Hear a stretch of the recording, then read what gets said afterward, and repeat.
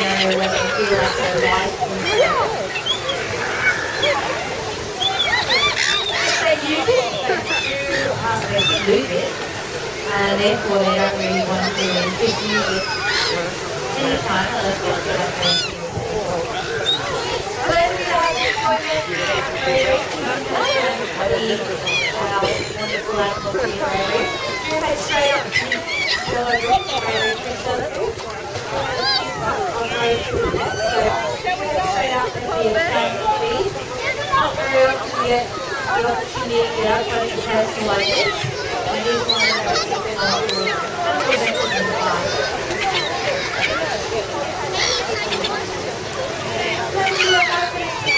In your cup, we do have some balloons around the sides of these doors.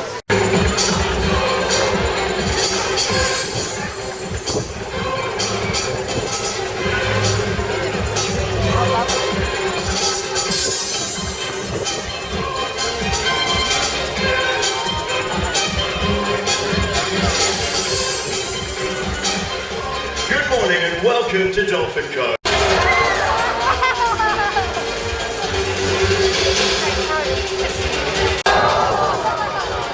Simply amazing out there. Now let's for a moment imagine that we've journeyed.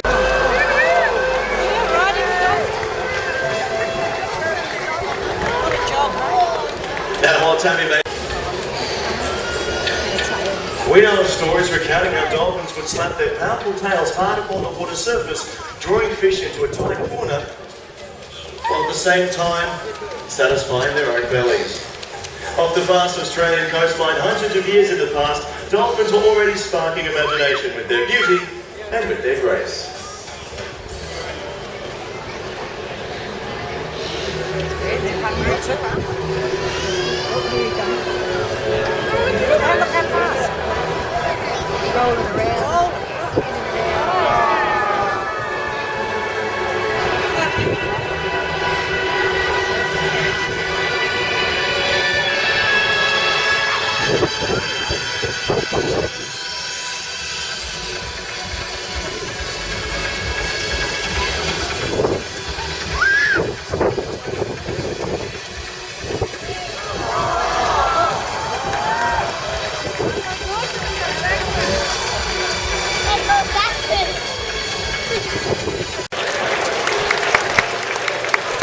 The Greek philosopher Plutarch wrote long ago, "To the dolphin alone beyond all other, nature has granted loyalty, friendship for no advantage. Here and now such a friendship is realized." Enjoy.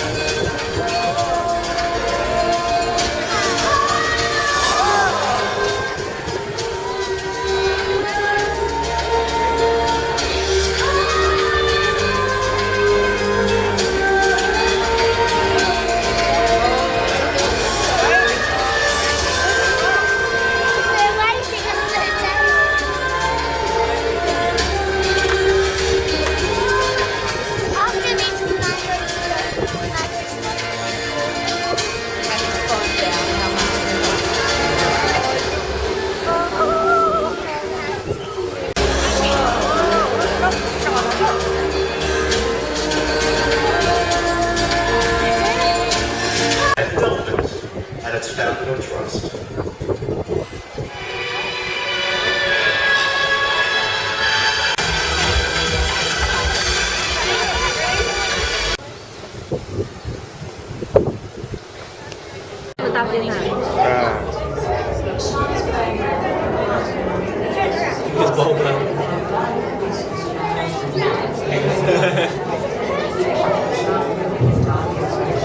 The fish is on the other side of this side of it. I would love to catch one of those fish. Like this. Not every day. Suit up.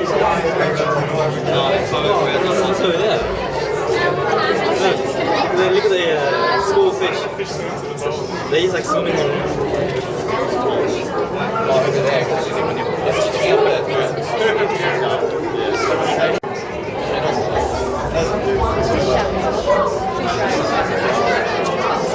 fins are good.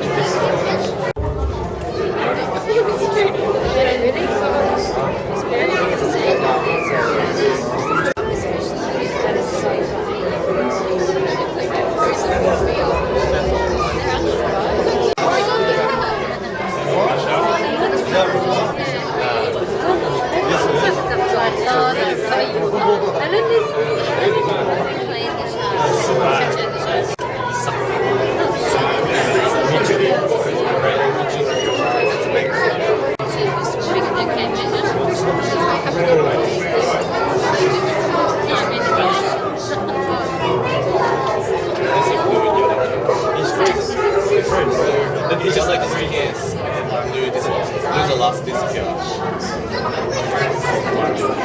Disappears in about. 结果还是有学过 mutual relationship， 他 get a right。 get a right and then 他替他身上的，他身上那东西啊，好像跟他洗干净上面那些东西啊。Residue。It's fish. Yeah, I thought it was fish.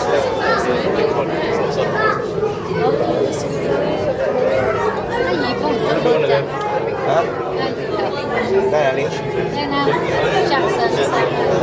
哦，他总是一种好像在跟他 mutual relationship 小朋友。不是把他身上背部的那种 parasite 啊，吃掉。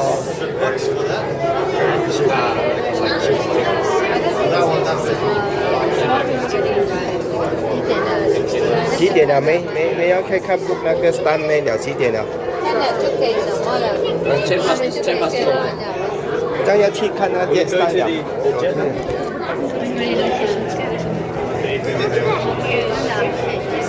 OK 好。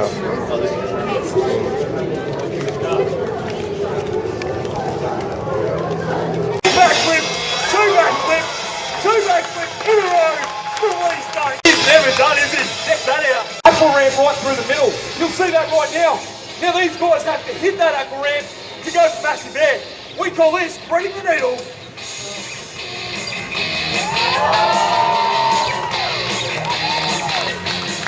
Who wants to see that again?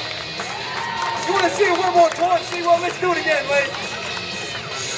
Cale kicks things up a notch. Get back out there, mate. Alright, now's the time to dive into those handbags. Nag your mum and dad, let's get the handbags. Let's get the cameras out right now. You'll only see this at SeaWorld as the boats come around, the guys line up. Please remember they are professionals. So if you've got a lake in your backyard like Lee Stone does, take that home and try this. Alright, here come the boys. Let's finish this show.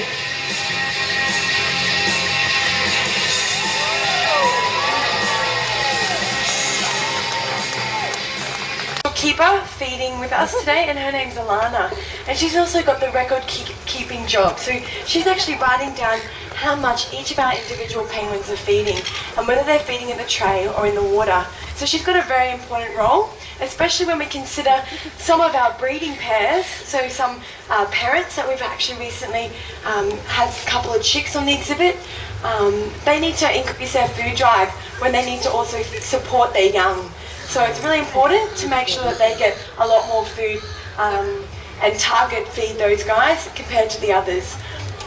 Now we've also got Chigusa here today, and she's actually feeding the little blue penguins with us. So please welcome Chigusa. She's come all the way from Japan, and she's really enjoying her work experience here with us.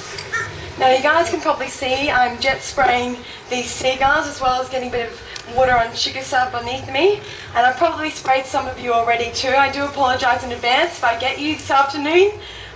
We just need to try to keep the seagulls away from our beautiful little blue penguins, just because they can actually hassle the little blue penguins to the point that they actually regurgitate their food, and we don't want that happening. It's not a very healthy way for them to enjoy their afternoon meal.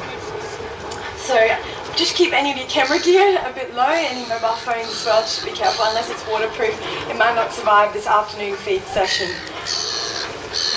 So a little blue penguin is the smallest of the 17 penguin species found worldwide, and they're actually the only penguin species found here in Australia. So that makes them really special and unique to us here at SeaWorld. They're found all along the southern coast of Australia, from Fremantle in Western Australia. In South Australia, there's populations in Tasmania, and also in Victoria, there's a famous place where you can actually see them come out from the wild at dusk. In what's called a formation is called a raft, as they all come out together at Phillip Island. So that's on my dream list of things that I'd like to do and like to see. They're also found as far north as northern New South Wales on the east side of Australia here. Now, interestingly, guys, there's also a population found over in New Zealand, but they're actually considered a subspecies. So they're genetically distinct, genetically different and separate to the population here in Australia. So what's happening is that there are no males or females migrating across the large expanse of water that separates New Zealand and Australia, and that are mating together. So we've ended up with two separate populations. Now, it'd be pretty cool to be around for the next 500 years to actually see if they physically change, if the penguins in New Zealand look or change in their behaviour to the penguins here in Australia. So that'd be amazing to actually see. Now, the little blue penguins here at Penguin Point, I'll tell you a little bit about them. So they've got some wonderful looking coloured tags, and that's actually not for decoration. It's actually like a name tag. It's actually for identification purposes. So many of you on your first day of school or on your first day at your new job, you have to wear a name tag so that your boss or your colleagues know who you are, or your school friends know your name. Now, with these little blue penguins, we can't easily spot or tell the difference apart, especially when we first start working here. So we need a way in which we can identify. So these different coloured tags have numbers on them which correspond to a name. So we've actually got some of the Simpson family here. Actually, unbelievably, Marge and Homer came together and started breeding about a month ago. So we all nearly fell off our chairs when we found out that they were actually building a nest together in one of our burrows out the front. And that was all just coincidence. Out of all of our penguins, Homer and Marge have gotten together. So we also have a Tyrone, who's actually our largest penguin, and he's just here. He's looking very nice and dry. He's the one closest to me on the edge there, and he's our largest little blue penguin. He's also got very dark eyes and very distinct sharp beak. Now, despite his large size, he actually exhibits this kind of, I guess, timid or shy personality. He tends to be the most scared of the seagulls. So many of you might have your cats and dogs at home, your domestic pets. Know that they all have individual personalities. Now, it's not something we always love to do, and it's probably not the right thing to do, especially having a science background. We should never try to put human characteristics on animals, but it's really hard to do when you come in day out and you actually observe individual behaviours. It starts to look like they've got a certain type of personality. So some are more dominant, some have got stronger personalities. Little Parker is just shaking at the back there. And Parker's actually got a nice twisted beak, which is an individual physical feature which we can tell apart. We don't even need to look at the tags when we are looking for Parker. We can just look at that distinguishing feature. Now, he's also shaking there. It's not because he's cold. We all know it's quite a warm day, although we've got a bit of chilly wind coming through.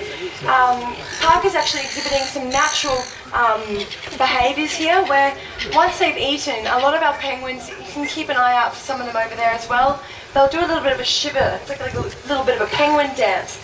Now, they're not trying to entertain us. They're actually shaking in order to boost their metabolism. So by getting all the muscles moving, they actually pump the blood around the body, and that way it breaks down the food as well, so they can get more energy out of their food. And in that way too, it will eventually boost their temperature. So Parker's doing a great example there, showing you guys. Now, he's actually tagless at the moment. That's just because he's about to go through a molt. So some of our penguins are looking really funny, some of them looking not like a penguin. So over here, one's looking very fluffy, very fat. He looks very chubby, looks like a big Santa Claus penguin, really. He's getting prepared for Christmas. That's not the case with, I think it's Gulliver that's over there. Yeah, Gulliver's actually going and about to hit a major molt. So what they do is they beef up, they go out and they eat a lot more, they take in more food than they usually would. And they'll live off those fat stores for about 2 weeks while they lose all those feathers. months they'll lose 10,000 feathers in 2 weeks, which is unbelievable. And here am I trying to compete with our beautiful birds. So keep your eyes peeled. We're still in the middle of their breeding season. We're coming to the end of it. It's from July to March each year. But do keep your eyes peeled for some of the males over there exhibiting dominant behaviour, protecting their burrows and their nests and their females from other males. So it's really cool. You guys have come at a very good time today. There seems to be quite a lot happening this afternoon.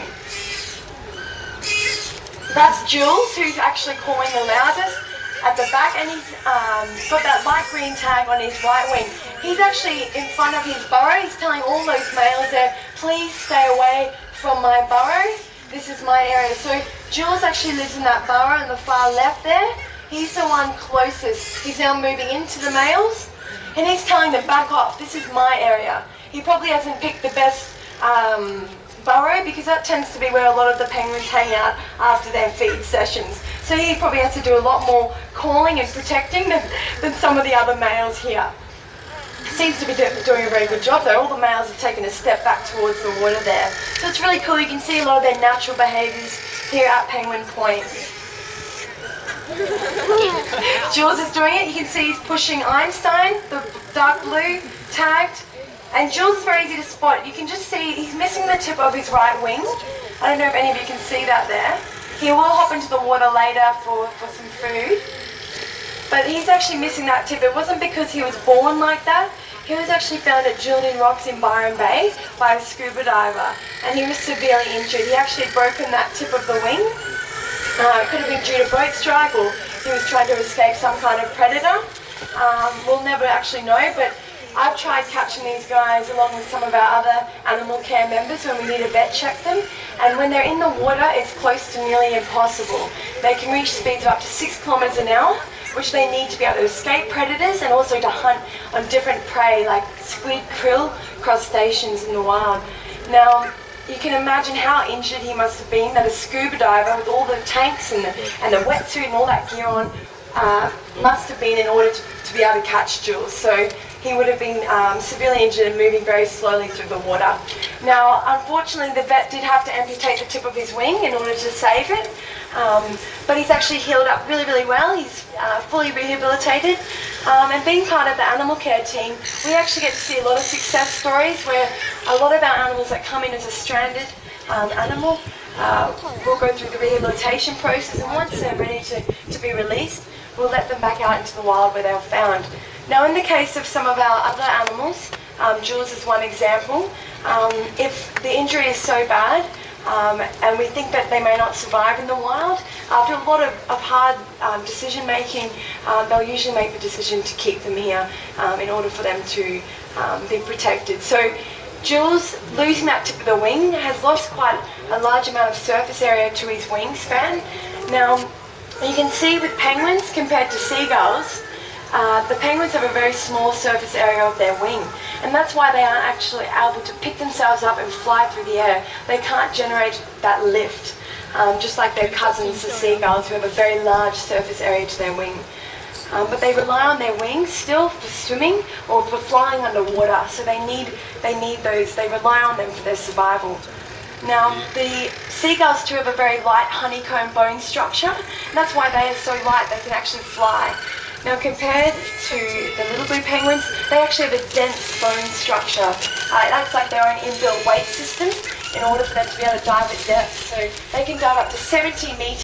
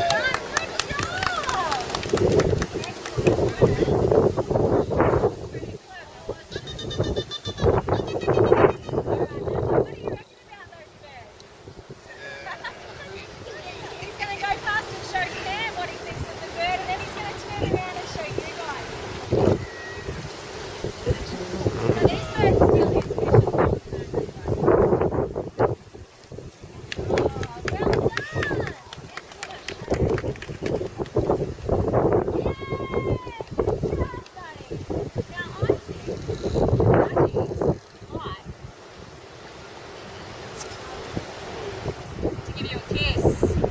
What do you reckon, Nat?